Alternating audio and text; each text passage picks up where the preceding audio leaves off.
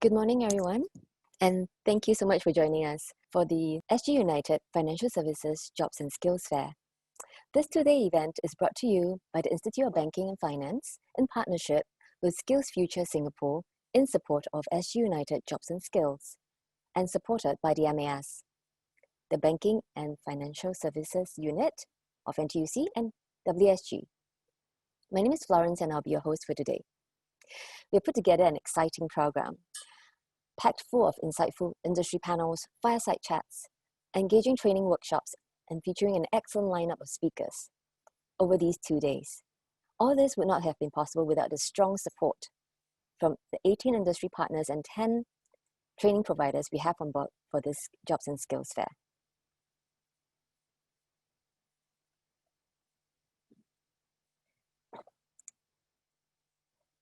To kick off this morning's program, we're delighted to have Ms. Jacqueline Loh, Deputy Managing Director of the Monetary Authority of Singapore and Co-Chair of the Financial Sector Tripartite Committee, to deliver the keynote address. I'll now hand the time over to Ms. Jacqueline. Over to you, Jacqueline. Good morning, and thank you very much for inviting me to speak at this first virtual career fair by the Institute of Banking and Finance for the financial services sector. The financial services sector is a key contributor to Singapore's economy and has provided good job opportunities for Singaporeans. In 2019, the sector accounted for 13.3% of GDP and employed more than 170,000 workers. During 2015 to 2019, the sector created 22,000 net jobs. Our estimates suggest that of this, 16,000 or 3 out of every 4 jobs went to locals. And these are good jobs. 15,000 local jobs created were at salaries within the top 40% of 2016 salaries. The median income of locals in the sector last year was $7,600, well above the national median of $4,600. So as the sector has grown and strengthened its competitiveness as a global financial center in Asia, it has created good jobs for locals. This year, financial services sector growth has held up thus far, with retrenchment levels subdued. The sector expanded by 5.9% year-on-year in the first half of 2020, and employment rose by about 1,500 based on MES's estimate. Our internal estimate suggests that locals continue to take up at least 3 out of every 4 jobs created. Retrenchments in the sector have to date been modest. And based on Ministry of Manpower's published data, retrenchment in the first quarter of 2020 for finance and insurance services was similar to the average quarterly retrenchment in 2019. However, the economic environment continues to be challenging. We have to expect that new job creation in the financial sector will slow, while retrenchments are likely to pick up. The Singapore economy shrank by 13.2% on a year-on-year basis in the second quarter of this year. And for the full year, GDP growth is projected at -7 to -5%. The economic downturn has directly impacted the labour market. The Ministry of Manpower's preliminary data shows the overall unemployment rate rose to 2.9% in June. Retrenchments more than doubled in the second quarter from the previous quarter, mainly in the wholesale trade and transport equipment sectors. The performance of financial services and the sector's employment situation could continue to be creditable under current challenging circumstances. But we cannot be complacent. We must press on with the sector's transformation efforts in investing in the workforce for the future. So MES has 3 priorities to support the local workforce in our financial sector. These are protecting livelihoods, creating opportunities, and strengthening the Singapore core. Firstly, protecting livelihoods. Our top priority is to keep workers employed while deepening their capabilities. Labour market conditions will become more challenging, with some firms downsizing and others imposing hiring freezes. Jobs will take a different form too, as financial institutions speed up their digitalization to cater to the extensive shift in customers' preferences. We therefore need to keep workers employed as much as possible. So we are heartened that some financial institutions, including large employers like Bank of China, Bank of Singapore, DBS, Great Eastern Life, Maybank, NTUC Income, and OCBC, are committed to avoid any redundancy exercise where they can. MES urges more financial institutions to do their part to support their workers and take a longer-term view in investing in their capabilities. MES will support workers to reskill in functions which are becoming more digitalized to harness the potential of technology in new and expanded roles. The nature of jobs has evolved rapidly as the use of technology becomes more pervasive in the financial services sector, from the design, development, to delivery of products and services. Therefore, jobs will need to be redesigned and transformed too, and employees will need to acquire new skills and adapt to new work requirements. So MES and the Institute of Banking and Finance, with the support of Workforce Singapore, has worked closely with our tripartite partners over the years to reskill and redeploy workers into new or expanded roles. Thus far, 25 local and foreign financial institutions have committed to support close to 5,000 employees, of whom 3,000 have embarked on this journey. Of these, 900 have completed their training and are in their new roles. So these efforts have helped to avoid retrenchment of staff who might otherwise be displaced and contributed to the steady decline in retrenchments in the financial sector from the peak of 2,300 in 2016 to 1,300 in 2019. However, given the accelerated pace of digitalization, we need to do more and at scale. So we are now experimenting an artificial intelligence platform with 13 financial institution partners to automate the process of identifying adjacencies in jobs and skills so that more workers can benefit from reskilling and pivot into suitable roles. And we hope to share more about the platform early next year. Creating opportunities. Our second priority is to expand opportunities for those aspiring to enter or re-enter the financial sector workforce. The National Jobs Council has been set up to mobilize tripartite partners' resources to create opportunities amidst the weak labour hiring conditions. I'm pleased to note that the financial sector is one of the top contributing sectors to the jobs and traineeships programs, offering a wide range of opportunities, including in technology and innovation, retail and corporate banking. So close to 60 financial institutions have offered about 1,300 SGUnited traineeship positions for fresh and recent graduates in this challenging job market. As of end of July, 50 financial institutions have committed to hiring 900 Singaporeans over the next 3 years to be groomed for future leadership and specialist roles under structured talent development programs supported by MES. And the number of traineeship positions available in the second run of the Attach and Train Technology in Finance Immersion Program has tripled, allowing 220 mid-careers to be attached to and trained at financial institutions to gain experience in key technology areas in financial services. I thank the financial institutions which have joined us today and hope to strengthen and expand this partnership with MES as well as with our tripartite partners to create more job opportunities for Singaporeans. So creating the opportunities is only part of the task ahead. we need to bring together individual financial institutions' contributions into a collective whole and help with job matching so that opportunities can be more easily assessed. So IBF, as the integrated service provider for jobs and skills in the financial sector, will play the key role of such a matchmaker.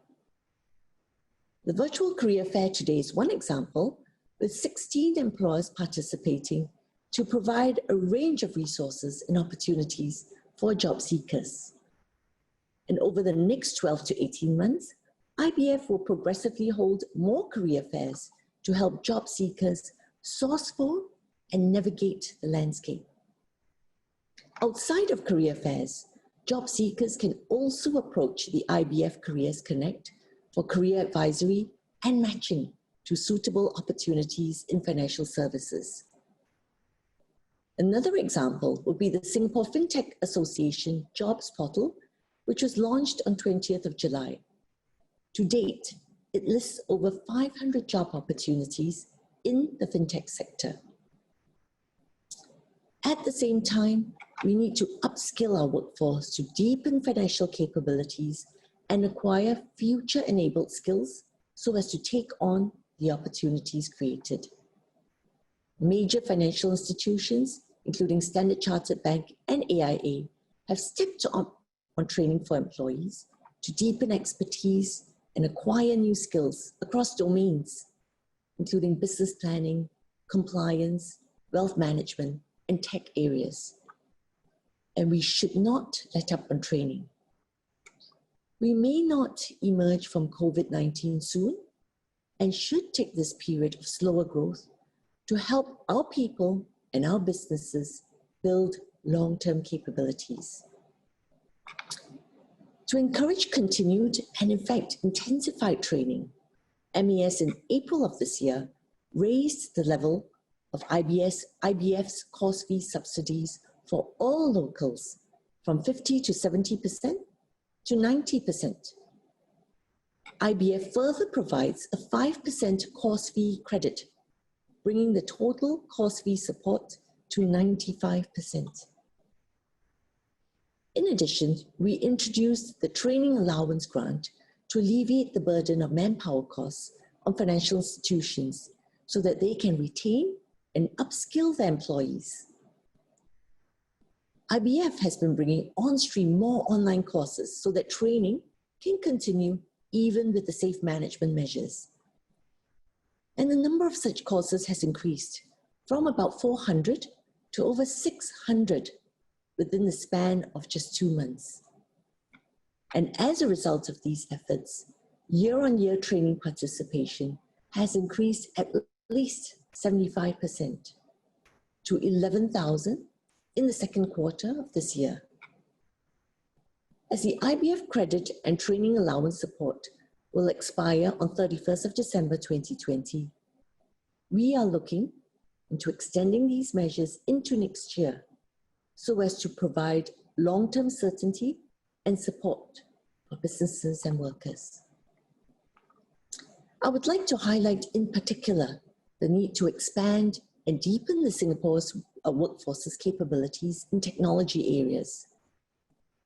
The demand for digital services is becoming stronger. And this is why financial institutions continue to invest in digitalization, even with the current strong headwinds. More than 400 financial institutions and fintech firms have applied for the Digital Acceleration Grant, which was launched in April of 2020, to strengthen their operational resilience, improve their process efficiency, manage risks better, and serve customers better. And our efforts to grow the tech pipeline has yielded good results. However, demand continues to outstrip the local talent supply, and financial institutions have responded to the tech talent crunch by tripling the number of training positions available in the second run of the Attach and Train TIFIP program mentioned earlier. So we will expand the scope of financial sector training support beyond finance and future-enabled skills to include deep technology areas. and we hope that financial institutions and fintech firms will avail themselves of this support, which will take immediate effect. Individuals have also a part to play to make this work, and I encourage finance professionals to continue to build and upgrade your skills, deepen your knowledge, and broaden your abilities so as to seize these new opportunities created. And we will support you along every step in your career development journey by extending the enhanced course fee subsidies and training allowance for self-initiated learning, as well as provide career advisory and job matching services where required, which is also available at the Career Fair today. So moving on to my last point, strengthening the Singapore core. So in supporting the continued growth of Singapore as a leading global financial center in Asia, we place a high priority on ensuring that financial sector growth is achieved in a way that is supportive of local employment outcomes. Singapore serves as a key financial hub for the region and is well placed to benefit from Asia's growth and economic transformation as it emerges from COVID-19. So one of the key prongs of our development strategy is to attract more global and regional headquarter functions of the financial institutions here to serve the broader Asian region. And when that happens, it will involve financial institutions bringing a diversity of talent from their global workforce to build up these new functions here, and this may cause the proportion of Singaporeans in these financial institutions to come under pressure. However, anchoring more global and regional functions here also brings along more growth, job opportunities, and good jobs for Singaporeans. Further, it opens up possibilities for Singaporeans to tap on the international footprint of these global financial institutions to gain overseas exposure, with some taking leadership positions overseas. So we have to remain open and will continue to welcome global talent that complements our workforce. Employers must, however, hire in a responsible manner and commit to growing the local talent pool. With more global and regional functions anchored here, and as the sector transforms with digitalization and new growth engines, financial institutions might need to bring in foreigners with the experience and skills that are not yet available locally. Most do so responsibly by ensuring that they concurrently build the local talent pipeline and specialist expertise and groom locals into leadership positions, even as they bring in foreigners to plug immediate capability gaps. Financial institutions should commit to good human resource practices that consider Singaporeans fairly and have action plans to grow their pool of Singaporean professionals and leadership. Financial institutions should abide by the tripartite advisories on human capital practices and put in place progressive human capital practices. So when a financial institution is suspected to have discriminatory hiring practices due to their workforce profiles, the financial institution will be subject to additional scrutiny in its employment pass applications, as has happened to firms put on the Fair Considerations Framework watch list. And building a strong pipeline of local talent is key to supporting and sustaining a financial institution's long-term build-out here in Singapore. It will engender rootedness of the financial institution to Singapore and facilitate their deeper appreciation of Singapore and the region's dynamics to facilitate better business outcomes as well. So we must work to ensure that Singaporeans have opportunities to grow and take on bigger roles in their careers. And MAS urges all financial institutions to step up in 3 ways. Firstly, financial institutions should review their hiring practices to ensure compliance with the Ministry of Manpower's requirements under the Fair Consideration Framework. The review should also look into the decision-making policies and processes for the hiring of foreign professionals. For example, junior or non-specialist openings should generally not be open to foreigners unless the firm has established that locals cannot fill or be trained to fill such roles. Second, financial institutions should actively identify and groom Singaporeans with high potential for leadership roles. We have often heard that international experience and exposure is one of the key attributes of a successful global leader. And to support this, MES introduced the International Posting Scheme, or iPost, back in 2013 to send their promising Singaporeans for overseas postings.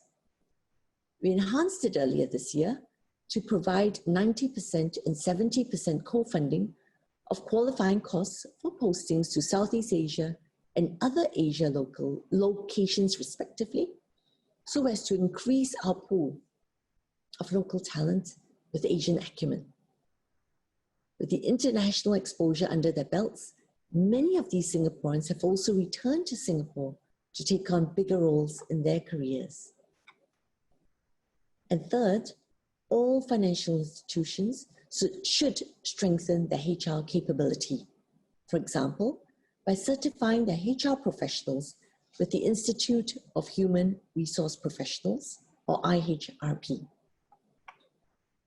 So in conclusion, human capital is the single most important ingredient of Singapore's success as an international financial center in Asia. MES remains committed to work with our tripartite partners on the Financial Sector Tripartite Committee to protect, renew, and expand our local workforce capabilities so that we can emerge stronger from the crisis for the benefit of Singapore. I thank all of you and wish you a fruitful 2 days ahead. Thank you.